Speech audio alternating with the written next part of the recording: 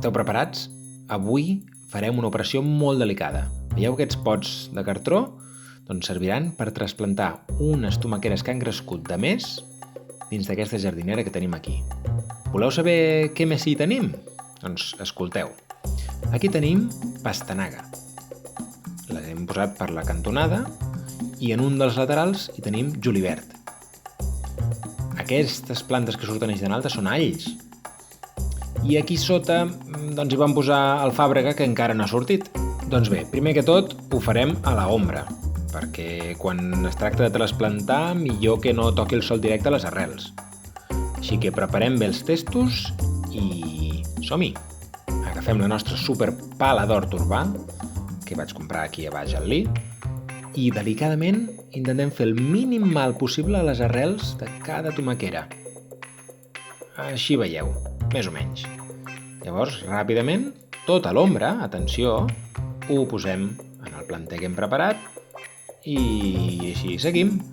En vam plantar per poder-ne tenir dues en aquesta jardinera ben gran, que és més o menys una jardinera, jo diria que d'uns 50 litros, potser més i tot, que ja us explicaré més endavant com fer-la, perquè està forrada per dins.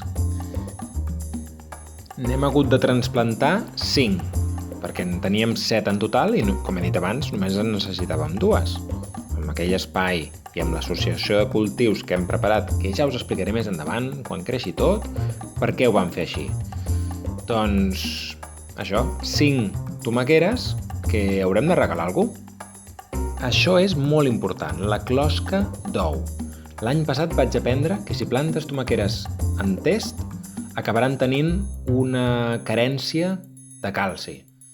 Per això, ja des de ben petites, jo els hi poso closca d'ou ben triturada perquè a poc vagi desfent-se i vagin podent assimilant aquest extra calci. Fins i tot, si me'n sobra una mica, ho tiro directament a sobre de la jardinera gran. Ja us explicaré més endavant per què serveix i quin problema ens estalviem si li donem aquest extra de calci. I ara ja estem a punt d'acabar i tan bon punt les tinguem en petits pots de cartró o de plàstic o el que tinguem per allà, les haurem de regar. I aquí veieu un fertilitzant casolà que he fet servir, que més endavant us explicaré com fer-lo. És molt fàcil. El dilueixo una miqueta en aigua, per no passar-me per si de cas, i rego ben regat, que necessiten que les arrels s'agafin bé. Aviam si sobreviuen.